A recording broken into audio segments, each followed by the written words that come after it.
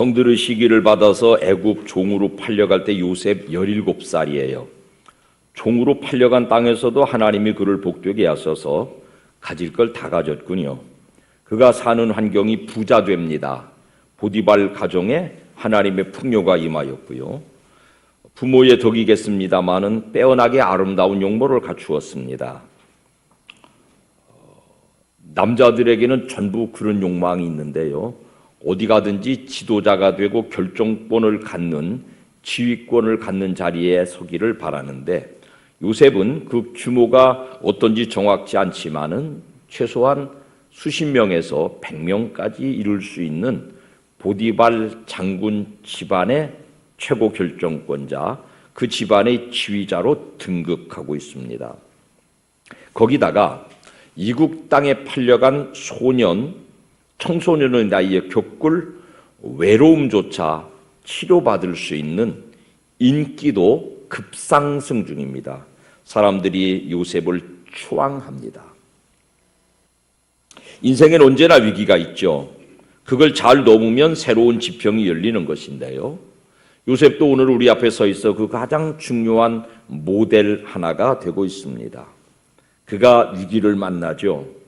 그가 일하고 있는 보디발 장군의 집에 안 주인 마님이 요셉의 아름다운 남성성을 탐하려고 듭니다. 당시의 장군들이란 전쟁 따라서 밖으로 도는 것이고 집에 홀로 남겨진 여인들에게는 여인들만의 외로움이 깃들이게 마련이어서 이 여인의 그런 행위를 우리가 함부로 비난할 수 없습니다. 동정 여지가 있죠. 타관을 청소년의 나이로 외롭게 떠돌아야 되는 요셉에게도 내민 여인의 손을 혹시 붙들었대도 크게 비난하거나 책임을 추궁할 수도 없습니다. 그 여인의 접근은 단순한 이성적인 접근, 성적인 접근의 기회만은 아닙니다. 은근히 내미는 여인의 손을 잡기만 하면 그에게는 청춘에 다급한 육체적 만족뿐 아니라 불안한 타국살이에 더욱 탄탄한 미래가 보장되는 손이거든요. 요셉도 외로운 타향살이에서 동정을 받아야 되는, 위로를 받아야 되는 청소년이니까 인류 역사적으로 이 두 남녀의 은밀한 거래가 혹시 이루어졌다 할지라도 더 많은 사람들은 그들의 처지를 동정할 수도 있는 정황이었는데요. 오늘 본문의 마지막 구절을 같이 읽어볼까요? 요셉의 말입니다. 시작. 내가 어찌 이 큰 악을 행하여 하나님께 죄를 지으리까? 라는 답답한 말 한마디로 넝굴째 굴러든 호박 같은 기회를 걷어차버리고 거기서 멈추지 않고 여인이 한을 품으면 온유월에도 설이 내린답디다. 보디발의 아내 여인의 한을 몸으로 받아서 감옥으로 전락되고 말았죠. 그런데 감옥에서조차도 흔들림 없이 허점 없이 자기 삶을 살아낸 사람 요셉이었기 까닭에 우리는 이 사람을 완벽한 그리스도인, 온전한 그리스도인, 성결한 사람의 모델로 정해 놓으려고 합니다. 그리고 어떻게 그런 성결한 청소년이 열매로 맺혔는지를 좀 뿌리를 파헤쳐 보는 시간입니다. 거슬러 올라가면 그의 아버지는 야곱이에요. 할아버지는 이삭이고요. 증조 할아버지는 아브라함이에요. 이 3대, 4대를 거쳐서 한 인물이 지어졌다. 결론을 먼저 그렇게 지어놓겠습니다. 그의 증조 할아버지 아브라함은요, 본디 갈대아 우르, 지금의 메소포타미아 지역의 사람이에요. 수많은 사람들이 모여 사는 그 도시 문화 속에서 아브라함은 하나님의 특별하신 부르심을 받아서 본토와 친척과 아비집을 떠난 사람이에요. 부르심 받아서 하나님과 동행의 삶을 살지만 그의 삶에는 허점이 많아요. 아브라함의 삶의 허점에 대해서는 제가 장황하게 설교한 적이 있으니까요. 몇 가지 주어 섬겨드리면은 조카 롯과 함께 이 가나안 땅의 기근을 피해서 애굽으로 피란 내려갔을 때 사라를 팔아먹은 적이 있어요. 돌아와서 그돌라오멜 왕에게 또 팔아먹을 뻔한 적이 있어요. 이것은 인륜 윤리 도덕의 문제가 아니고요. 하나님께서 아브라함에게 너 저 여자하고 아기를 낳아야 약속의 유업을 이을 거야 라고 하는 유업의 터전인 여인을 팔아버리는 포기해버리는 영적 무지를 드러낸 사람이에요.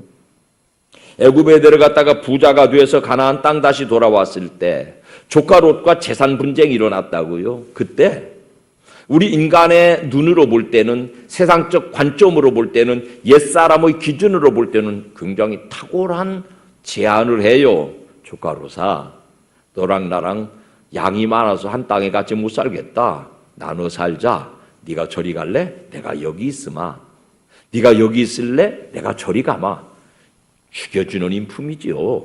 근데 그 이면에는 그런 인간적인, 그런 세상적인 탁월한 인품 뒤에는 영적인 무지가 숨어 있잖아요. 하나님께서 이 가나안 땅 헤브론 산지를 그에게 주면서 너와 내 자손에게 주리니 영원히 이루리라. 하나님의 약속의 유업의 땅을 알아보지 못하는 영적 무지를 그대로 가지고 있습니다.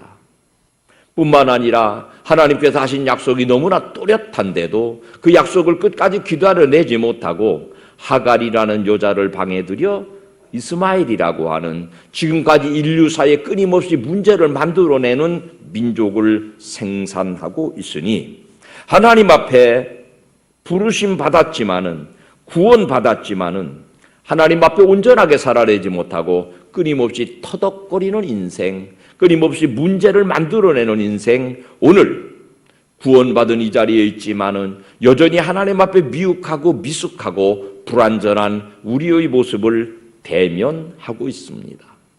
그런 아브라함을 하나님을 어떻게 다루셨는지를 제가 한번 설교해 드린 적이 있죠. 짐승을 잡아 쪼개놓고 하나님과 언약식을 거행합니다. 짐승을 왜 쪼개놓냐면 이 약속을 못 지키면 너를 이렇게 갈라서 죽이는 거야. 그런 엄중한 약속의 현장에서 창세기 15장 12절 시작. 해질 때에 아브라함에게 깊은 잠이 임하고 큰 흑암과 두려움이 그에게 임하였더니 아브라함을 어떻게 하셨다고요? 재우셨어요.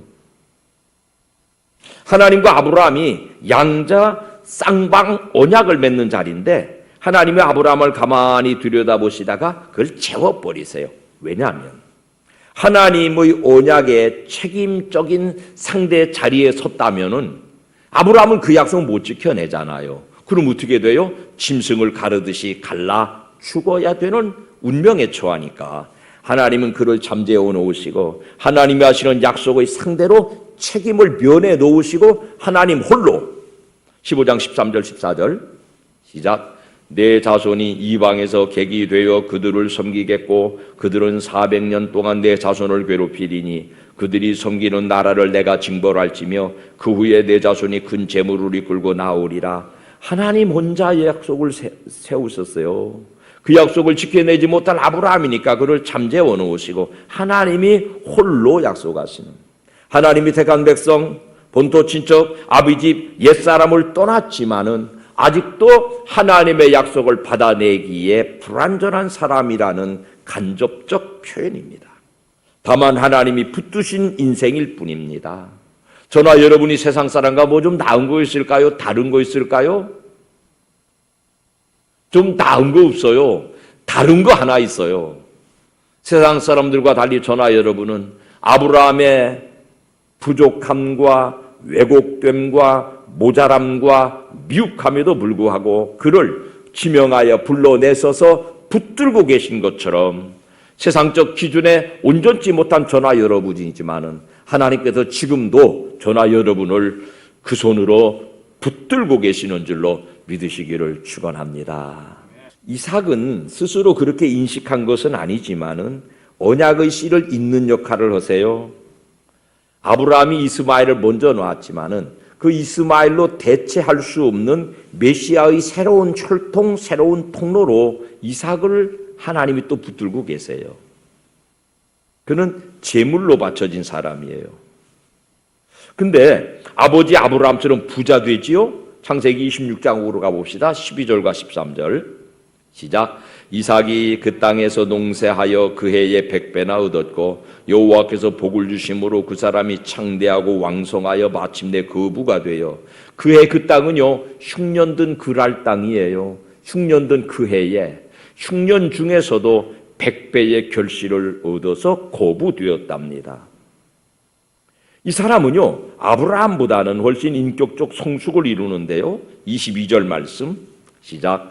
이삭이 거기서 옮겨 다른 우물을 봤더니 그들이 다투지 아니하였으므로 그 이름을 르호봇이라 하여 온유한 사람의 인격을 드러내요. 아비 아브라함이 부르심받아 구원 백성 된 후에 점차 인격적으로 성숙해 가는 모습이지만은 아직 이 사람을 일컬어 성결한 사람이라고 그럴 수는 없어요.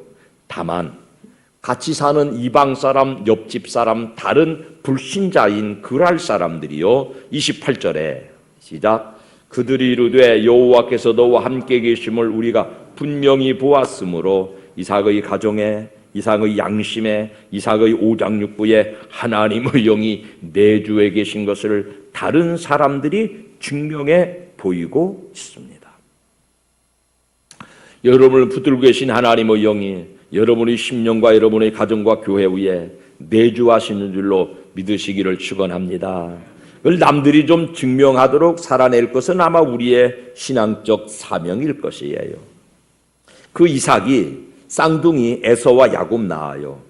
일란성 쌍둥이로 낳은 두 아들이지만은 극적으로 대비됩니다.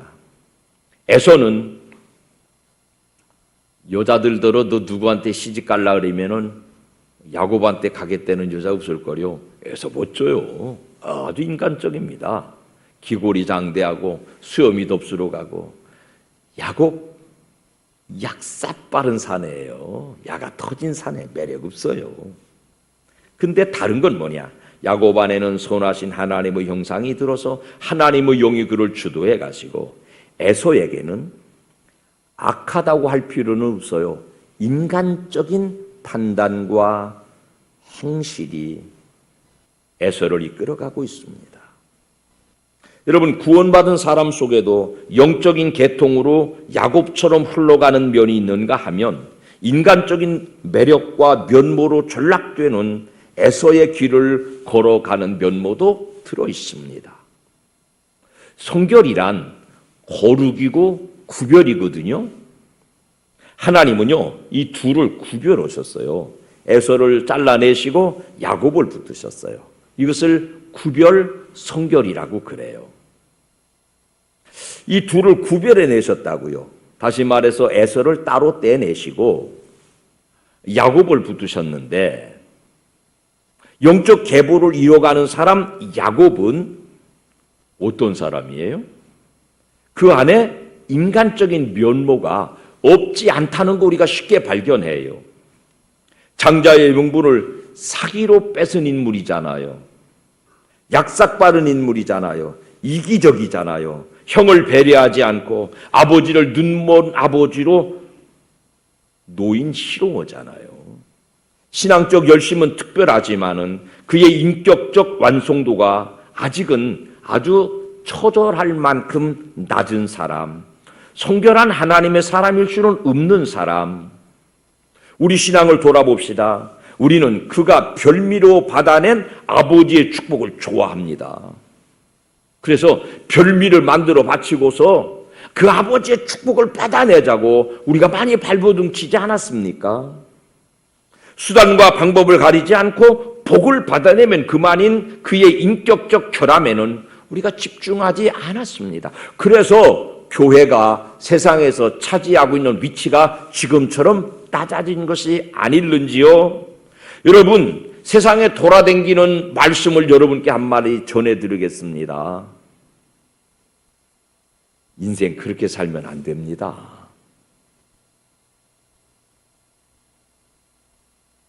쉽게 갈 수 있는 길을 어렵게 돌아가는 사람이에요. 하나님이 그를 영적인 통로로, 메시아의 통로로 구별하셨는데 인간적 수단 방법으로 고든 대로를 포기하고 뒷길로, 사이길로, 인간적인 길로 돌아 인생을 험난하게 살아가는 사람 모습이에요.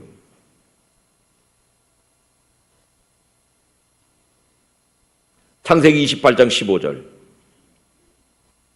그런 불안한 사람, 불안정한 사람, 가짜 인생을 살고 있는 사람에게 시작.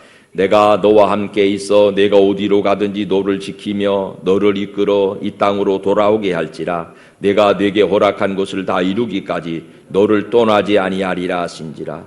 동행을 약속하시는데요. 너를 지키며 너를 이끌어. 여러분, 동행과 이끄는 건 좀 다르네요. 동행은 손잡고 다정하게 걷는 것이겠고요. 이끈다고 하는 것을 멱살 잡아 끌어가시는 거 아닐까요? 하나님은 야곱이라는 파란만장한 인생을 손 붙들고 가시는 게 아니라 어떨 때는 멱살 잡아서 이끌어 가시는 동행의 하나님. 성령의 사역으로 설명하자면 이런 상태를 성령의 충만이라고 설명드릴 수 있습니다. 아브라함을 지명하여 불러놓는 내 것이라 하였으니 인치심이에요.